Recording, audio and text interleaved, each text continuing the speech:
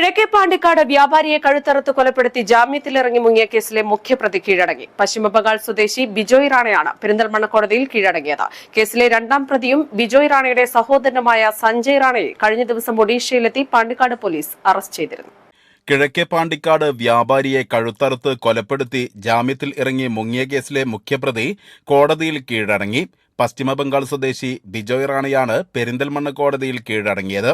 കേസിലെ രണ്ടാം പ്രതിയും ബിജോയ് റാണയുടെ സഹോദരനുമായ സഞ്ജയ് റാണയെ കഴിഞ്ഞ ദിവസം ഒഡീഷയിലെത്തി പാണ്ടിക്കാട് പോലീസ് അറസ്റ്റ് ചെയ്തിരുന്നു. 2013 നവംബറിലാണ് കേസിനാസ്പദമായ സംഭവം നടന്നത്. കടയടച്ച് വീട്ടിലേക്ക് മടങ്ങുകയായിരുന്ന സ്റ്റേഷനറി വ്യാപാരി പേർക്കുത്ത് മുഹമ്മദിനെ പണം ലക്ഷ്യമിട്ട് തലക്കടിച്ചും കഴുത്തറുത്തും കൊലപ്പെടുത്തുകയായിരുന്നു. പശ്ചിമബംഗാൾ സ്വദേശികളായ ബിജോയ് റാണയും സഞ്ജയ് റാണയും പ്രദേശത്ത് ജോലി ചെയ്ത് താമസിച്ചു വരുന്നതിനിടെയാണ് കൃത്യം നടത്തിയത്. തുടർന്ന് പശ്ചിമബംഗാളിലേക്ക് കടന്ന പ്രതികളെ ദിവസങ്ങൾക്കകം തന്നെ പാണ്ടിക്കാട് പോലീസ് പിടികൂടിയിരുന്നു.